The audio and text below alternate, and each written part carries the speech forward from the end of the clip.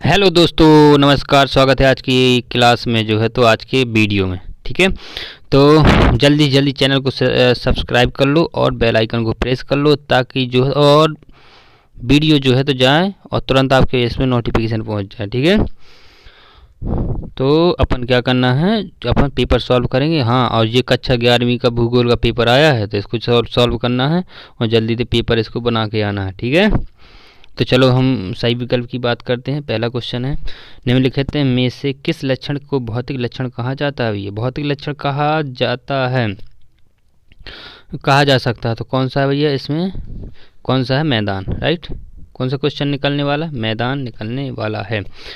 फिर क्या, मालवा अवधाय को किस श्रेणी में सम्मिलित किया जा सकता है? तो कौन से श्रेणी में सम्मिलित किया जा सकता है भैया? कौन सा? मंद प्रवाही वृहद संचलन। फिर नेक्स्ट है, विश्व का सबसे बड़ा और गहरा महासागर कौन सा है? आँख मीच के ऐसा क्वेश्चन आ जाए तो आँख मीच के प्रशांत महासागर लगाओगे आप लोग। ठीक है, फिर आगे का अगला क्वेश्चन देखते हैं कि निम्नलिखित में से किस राज्य में लोकताल झील स्थित है? तो कौन सा? मणिपुर। ठीक है, लोकताल झील और यह लोकटक झील के नाम के से भी आ सकता है। राइट, अगर लोकताल झील आता है और यह लोकटक झील भी आता है तो वो मणिपुर में ही स्थित है। राइट, ये चीज़ याद रखना है। फिर क्या है, उत्तर पश्चिम भारत में शीतकाल में कौन सी वर्षा होती? शीतकाल में कौन सी वर्षा होगी ये बताओ? शीतकाल में कौन सी वर्षा होती है? हैं? चक्रवातीय वर्षा होगी ना शीतकाल में, ठंडियों के दिनों में। फिर नेक्स्ट बात करते हैं, रिक्त स्थानों की पूर्ति करेंगे। फिर क्या है, पृथ्वी पर जीवन का कितने वर्ष पहले प्रारंभ हुआ था? तो कितने वर्ष पहले? 380 करोड़ वर्ष पहले प्रारंभ हुआ था पृथ्वी पर क्या जीवन। लोहे पर लाल रंग या जंग लगना क्या है? ऑक्सीकरण की अभिक्रिया कहलाता है। लोहे पर जंग लगना क्या कहलाता है? ऑक्सीकरण क्रिया कहलाता है। ये चीज़ आपको क्या करना है? याद रखना है। वायु की ऊर्जा से समुद्री जल में क्या उत्पन्न होता है? वायु की ऊर्जा में समुद्री जल से तरंगें उत्पन्न होती हैं। ठीक है, तरंगें उत्पन्न होती हैं ना। फिर क्या, उष्णकटिबंधीय घास के मैदान के नाम से जाना जाता है? तो कौन है? सवाना घास के मैदान से जाना जाता है। सरदार सरोवर परियोजना किस नदी पर है भैया? नर्मदा नदी पर है। किस नदी पर? नर्मदा नदी पर है सरदार सरोवर। ये चीज़ आपको याद रखना है। फिर क्या, कर्नाटक राज्य में पूर्व मानसून वर्षा क्या कहलाती है? आम्र वर्षा कहलाती है। पूर्व मानसून भैया क्या कहलाती है? आम वर्षा कहलाती है, क्योंकि इस समय पर जो है तो आम के जो क्या निकल आते हैं, जब आम फड़ते हैं तो शुरुआत में जो आम कि क्या बोलते हैं, गौर बोल देने लगते हैं तो वो निकल आते हैं, तो उसी समय वर्षा होती है, तो उसी को हम उसको आम्र वर्षा बोलते हैं। फिर नेक्स्ट की बात करते हैं, जो है तो सही जुड़ने की बात करें तो सुनामी की बात करें। सुनामी कहाँ कैसे आती है भैया? भूकंपीय तरंगों से उत्पन्न। तो ये क्या हो जाएगा? सुनामी का एक का घाव हो जाएगा। नदी अपर्दन की अगर बात करेंगे तो नदी अपर्दन कैसे कर? वी आकार की घाटी करती है ना नदी आकार, तो जैसे नदी आ रही तो इस टाइप से काटती जाती है। ठीक है, तो ये क्या हो जाएगा? नदी अपर्दन हो जाएगा। फिर क्या, जिस तापमान पर हवा संतृप्त होती है तो उसको हम क्या बोलते हैं? वो क्या होती है? वो क्षांका बिंदु होती है। ठीक है, ये चीज़ आपको याद रखना। नेक्स्ट है, पहाड़ी दर्रा। पहाड़ी दर्रा कौन सी हुई? नाथुला दर्रा कहलाती है। शिशिर ऋतु कब होती है? जनवरी फरवरी में होती है। ये आपको क्या करना है? याद रखना है। ठीक है बच्चा। फिर क्या है,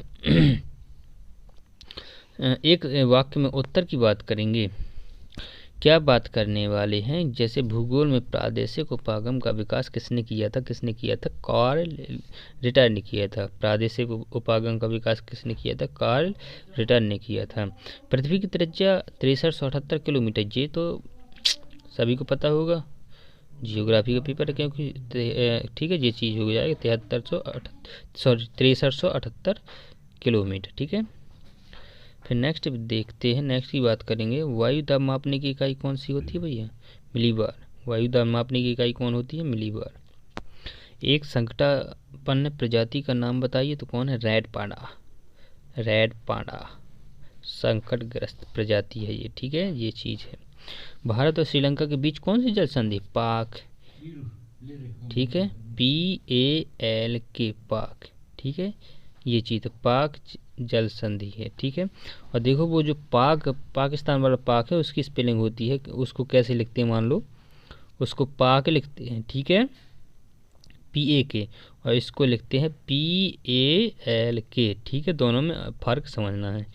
फिर क्या है, उष्णकटिबंधीय पर्वतीय वन को दूसरे किस नाम से जाना जाता है, तो दूसरे किस नाम से जाना जाता है, मानसून वन के नाम से जाना जाता है, ठीक है। सत्य असत्य की बात कर लेंगे तो क्या, सर जेम्स जीन्स ने पृथ्वी की उत्पत्ति संबंधी एक तारक सिद्धांत दिया, तो ये क्या हो जाएगा, सही।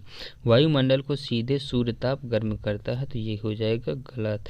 ये चीज़ें हैं। नेक्स्ट बात करेंगे, भारत ने पृथ्वी के शिखर सम्मेलन के संकल्पों पर हस्ताक्षर किए, तो ये हैं, तो ये सही हो जाएगा। श्रीलंका और मालदीव हिंद महासागर में स्थित हैं, 2 पड़ोसी द्वीपीय हैं, तो ये तो बिल्कुल सही है, ठीक है। ये चीज़ आपको याद रखना है। हिमालय की उत्पत्ति से पूर्व यहाँ एक टैथिस सागर था, ये बहुत पूरा सही है, ठीक है, क्योंकि टैथिस सागर था तो जैसे प्लेट टकराई थी, तो वो टैथिस सागर में जो भी कचरा था या बालू थी वो उठकर ऊपर एक पर्वत का आकार बन गई, ठीक है। तो ये हो गया है एक टैथिस सागर, ठीक है। तो ये अपन क्या है कमेंट में बता देना, इनको तो हम बहुत अच्छी तरह से समझा देंगे, कभी नहीं भूलेगा, ठीक है।